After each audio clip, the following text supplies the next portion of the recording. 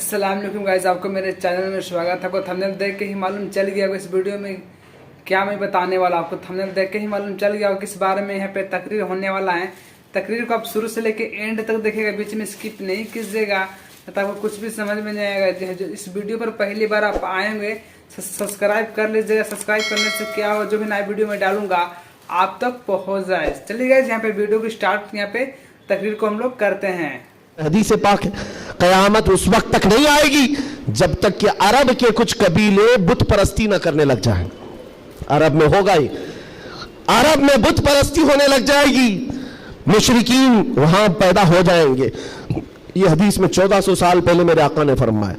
तो तुम कभी उनको जुब्बे कुब्बों में देखकर, पूजा पाठ को देखकर ये मत समझना इस्लाम फ्लेक्सिबल है, इस्लाम में सब कुछ हो सकता है। वो तो आप नशे के अड्डे भी खोल लेंगे और खोल रहे हैं। शराब पर से पाबंदी हटा करके सऊदी अरब में अब शराब बेचने पर भी बात आ गई। औरतों का हिजाब खत्म है, मुशरिकीन का दाखिला ममनू था, लेकिन अब मदीना रसूल में भी मुशरिकीन का आना और इसकी इजाजत दे दी गई है। ये सारी क़यामत के करीब के हालात जो हुजूर ने पहले बयान फरमाए। मेरे आका ने फरमाया है, ये अरब उस बुराई की तरफ जा रहे हैं जो उनको जहन्नम में ले जाने वाली है, और क़यामत से पहले ये होगा। लेकिन उनके ये सारे कारनामे हमारे लिए दलील नहीं है। हरम मक्का का इमाम क्या करता है ये हमारे लिए दलील नहीं, सिद्दीक़ अकबर क्या कहता था वो हमारे लिए दलील है, फारूक आजम क्या कहता था वो दलील है, उस्मान गनी और हैदर कर्रार क्या कहते थे वो दलील है। ये बिके हुए लोग अगर मिंबर पर चढ़ गए तो इनके खदो खाल देख करके तुम मत बिगड़ जाना।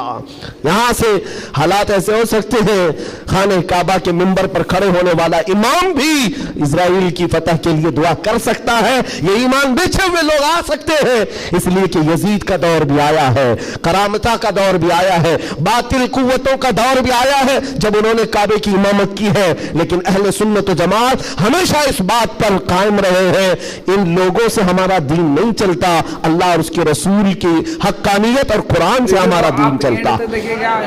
और एक बात आखिरी, इस्लाम अपना दिफा खुद करता है, इस्लाम अपना डिफेंस खुद करता है।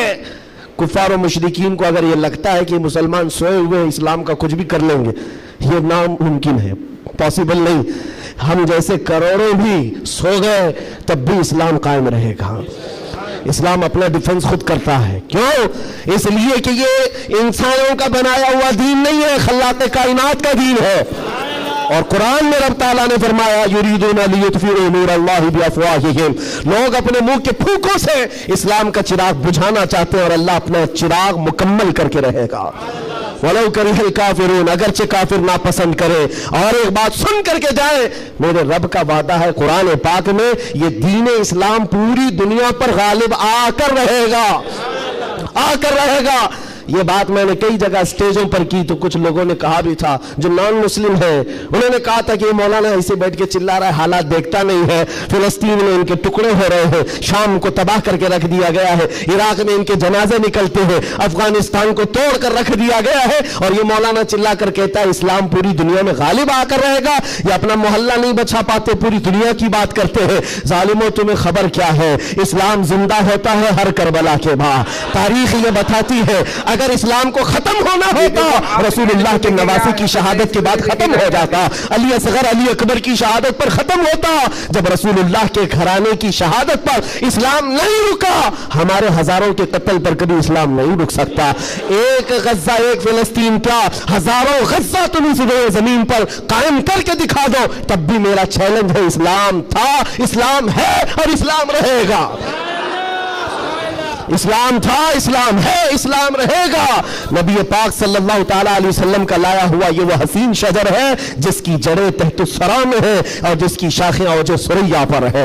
इसके पत्ते को हिलाना भी मुश्किल है। लोग आज ये समझ करके बैठे मुसलमानों को मारना इसका मतलब है इस्लाम खत्म होना, ऐसा नहीं है। मुसलमानों का कत्ल इस्लाम का कत्ल नहीं है। मुसलमान इसकी हिफाजत के लिए नहीं है मेरे अजीजों, अल्लाह इसकी हिफाजत फरमा रहा है, अल्लाह इसकी हिफाजत फरमा रहा है। और आप सबकी जिम्मेदारी ये है, आप सबकी जिम्मेदारी है। एक सवाल का जवाब और भी, किसी के ज़हन में ये चीज आता है, ये सवाल आता है तो उसके इत्मीनान के लिए कह रहा हूं। बार बार ये कहते हैं अच्छा आपका दीन हक पर है, आपका खुदा हक है, आपका रसूल हक है, तो इतने मारे क्यों जाते हैं तुम लोग? یہ سوال کرتے ہیں کچھ گیدڑ بھپکی لوگ، ایسے سوال کرتے ہیں کیوں تم لوگ سب جگہ مارے جاتے ہو؟ ان کو ایک ہی بات کہنا، میرے عزیز تجھے پتہ نہیں ہے ہم پروانے ہیں، مرنے کے لیے ہی پیدا ہوتے ہیں۔ پروانہ کس کام کے لیے ہوتا ہے؟ شمع کے ارد گرد گھومتا ہے اور اپنی جان دے دیتا ہے، اور اگر جان نہیں دیتا تو اسے پروانہ بھی نہیں کہا جاتا۔ پورے مسلمان مصطفیٰ کریم کے پروانے ہیں۔ تو شمع رسالت ہے، عالم تیرا پروانہ، تو شمع رسالت ہے یا رسول اللہ، عالم تیرا پروانہ۔ اسی لیے ہم نے یہ کہا حضور پاک شمع ہیں اور ان کے پروانے ہیں۔ اگر یہ مرتے ہیں کٹتے ہیں تو اس تعجب کی بات نہیں ہے، پروانے کا کام ہی ہے اپنی جان دینا، پروانے کا کام ہی جان دینا۔ وقت ختم ہو گیا، یہ جمعہ کا وقت ہے، میں کس لئے میں بہ گیا مجھے اندازہ بھی نہیں ہوا۔ دو صحابہ کی بات کہتا ہوں، عبداللہ بن جہش اور سعد بن ابی وقاص۔ بات کر سکتا ہوں؟ ہاں ماشاءاللہ، یہ آپ کا علاقہ ہے، یہاں پر آنے کے لیے بھی بڑی مشکلات ہوگی ان کے لیے، بہرحال میرے لیے نہیں مشکل ہے، جن کو روکنا ہے ان کو مشکل ہے۔ دو صحابہ ہیں، عبداللہ بن جہش اور سعد بن ابی وقاص، بڑے گہرے یار تھے، ایک دوسرے کے ساتھ بڑی ان کی جمتی تھی۔ احد کے میدان میں جب حضور جا رہے تھے، جنگ کے میدان میں، یہ دونوں صحابہ بیٹھ کر کے دعا کر رہے ہیں۔ بس میں اس پر ختم کر دوں گا میرے عزیز، دونوں ساتھی ہیں، دعا کر رہے ہیں، مصلی بچھائے۔ سعد بن ابی وقاص کہتے ہیں عبداللہ بیٹھ، میں دعا کرتا ہوں تو آمین کہنا۔ عبداللہ بن جہش کہتے ہیں ٹھیک ہے، تیری دعا کے بعد میں دعا کروں گا، تم آمین کہنا۔ دوسرے دن جنگ ہے، سعد بن ابی وقاص دعا کرتے ہیں اللہ کل تیرے رسول کے دین کی حمایت کے لیے میں اتروں گا، تیرے نبی کے دین کی حمایت کے لیے ان کی صفوں میں جاؤں گا۔ مولا میری اتنی دعا ہے میرا سامنا کسی ایسے بڑے پہلوان سے کر، میرا سامنا دشمنوں کے ایسے بڑے پہلوان سے کر جو سب سے بڑا پہلوان ہو۔ اور خواہش تو دیکھو دعا میں کیا کہہ رہے ہیں سعد بن ابی وقاص، اے اللہ میں چاہتا ہوں کبھی اس کو سامنے سے ماروں، کبھی دائیں سے ماروں، کبھی بائیں سے ماروں، کبھی پیچھے سے، اور اس کے بعد گرا دوں اور سینے پر چڑھ کر کہوں لبیک یا رسول اللہ، یعنی اسلام کا پرچم بلند کرو۔ یہ ان کی دعا تھی۔ عبداللہ بن جہش آمین کہہ رہے تھے۔ اس کے بعد عبداللہ بن جہش کہتے ہیں اب میں دعا کرتا ہوں تو آمین کہہ۔ اللہ اکبر، ان کی دعا کیسی ہے، اللہ اللہ، حدیث میں پڑھتا ہوں میری آنکھیں بھیگ جاتی ہیں۔ عبداللہ بن جہش کہتے ہیں اے اللہ کل تیرا رسول میدان میں اتر رہا ہے، اور احد کے میدان میں جب میں تیرے دین کی حمایت کے لیے اتروں تو دشمنوں کی طرف میں بڑھ کر چلا جاؤں تیری محبت میں، تیرے نبی کی محبت میں۔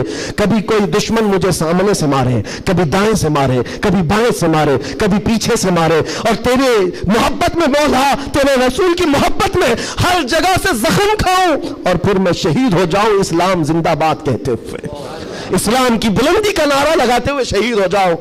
ایک مارنے کی دعا کر رہا ہے، ایک مرنے کی دعا کر رہا ہے۔ یہ رسول اللہ کے پروانے ہیں۔ دوسرے دن میدان جنگ میں جب یہ صحابہ آئے احد کے میدان میں، میرے عزیزو دعا قبول تھی، دعا قبول تھی۔ سعد بن ابی وقاص جیسی آئے، آپ کے مقابل میں مشرکین کا وہ پہلوان آیا جس کے بارے میں کہا جاتا تھا وہ 1000 لوگوں کی تنہا طاقت رکھتا تھا، وہ مقابل میں آیا۔ سعد بن ابی وقاص کہتے ہیں میں تو کامیاب ہو گیا، مولا نے میری دعا سن لی اور بڑا پہلوان میرے سامنے بھیجا۔ اور پھر تیر جب چلاتے تھے اور تلوار چلاتے تھے، ان کی دعا کے مطابق ہی اس بڑے پہلوان کو کبھی دائیں سے مارا، کبھی بائیں سے مارا، کبھی سامنے سے مارا۔ اور سعد بن ابی وقاص کی تلوار اور ان کی تیر کا اندازہ کر سکتے ہو، یہ تنہا صحابی ہے، جب تیر چلاتے تھے میرے آقا پیچھے سے کہتے تھے بِأَبِي أَنْتَ وَأُمِّي إِرْمِي يَا سعد، اے سعد تیر چلا میرے ماں باپ تجھ پر قربان ہو۔ ساری دنیا کہتی یا رسول اللہ میرے ماں باپ آپ پر قربان، لیکن اللہ کا رسول کہتا ہے اے سعد تیر چلا میرے ماں باپ تجھ پر قربان۔ اور پھر تیر کی طاقت کا اندازہ کیا ہوگا، ڈھیر ہو گیا دشمن، ڈھیر ہو گیا بڑا پہلوان، سینے پر چڑھ کر کہا اسلام تھا، اسلام ہے، اسلام رہے گا۔ میرے عزیزوں اس کے بعد جب جنگ کا خاتمہ ہوا شام کے وقت، یہ جنگ شکست میں بدل گئی تھی، پہلے فتح ہوئی پھر شکست ہوئی، 70 صحابہ شہید ہوئے۔ سعد بن ابی وقاص وہ ڈھونڈتے رہے میرا جگری یار کہاں ہے، عبداللہ بن جہش کہاں ہے، اپنا جگری یار جس کے ساتھ اٹھ کے بیٹھتے، جن کے ساتھ بیٹھ کر لمبی باتیں ہوتی تھی۔ ڈھونڈنے پر نکلے تو کسی نے کہا تمہارا جگری یار تو شہید ہو گیا، شہید ہو گیا۔ حضرت سعد بن ابی وقاص کے دل پر لگی بات، جس کا گہرا دوست انتقال کر جائے اس کی دنیا ادھر سے ادھر ہو جاتی ہے۔ سعد بن ابی وقاص کہتے ہیں میں دیکھنا چاہتا ہوں میرے جگری یار کو۔ ढूंढते हुए आए। लोगों ने कहा अब्दुल्ला बिन जहश को मानना पड़ेगा। ऐसा लड़ा कि नरगे में चला गया। साद बिन अबी वक्कास पूछते क्या हुआ इनके साथ? लोगों ने रोते हुए कहा अब्दुल्ला बिन जहश को लोग दाएं से भी मार रहे थे, बाएं से भी मार रहे थे, सामने से भी मार रहे थे, पीछे से भी मार रहे थे। मारते मारते शहीद किया। उनके जिस्म के 80 टुकड़े कर दिए थे। 80 टुकड़े। उनके टुकड़ों को रस्सी में पिरोकर काफिरों ने हार बनाकर पहन लिया। हजरत साद इब्न अबी वक्कास करीब आते हैं और जिस्म के उनके टुकड़े जमीन पर गिरे हुए थे। जो गर्म गोश्त था उठाया। साद इब्न अबी वक्कास कहते अब्दुल्ला तू मुझे छोड़कर चला गया, लेकिन कल रात हमने दुआ की थी, अल्लाह ने मेरी दुआ भी कबूल की, तेरी दुआ भी कबूल की। सुनो ऐ मुसलमानों, साद इब्न अबी वक्कास कहते हैं मैंने जो दुआ की थी अल्लाह ने वो कबूल किया। बड़ा दुश्मन मेरे सामने लाया और तूने जो दुआ की थी अल्लाह ने वो भी कबूल किया। मगर कसम रब्बे सुल जलाल की, ऐ अब्दुल्ला मेरी दुआ से तेरी दुआ कई दर्जे अफजल है, इसलिए कि मारने की बात अलग है, हुजूर की मोहब्बत में मर जाने का मजा अलग होता है। जान है इश्क मुस्तफा रोज फजू करे खुदा, जिसको हो दर्द का मजा नाजे दवा उठाए क्यों, फिर के गली गली तबाह ठोकरे सबकी खाई क्यों, दिल को जो अक्ल दे खुदा तेरी गली से जाए क्यों। व आखिर दावाना अल्हम्दुलिल्लाहि रब्बिल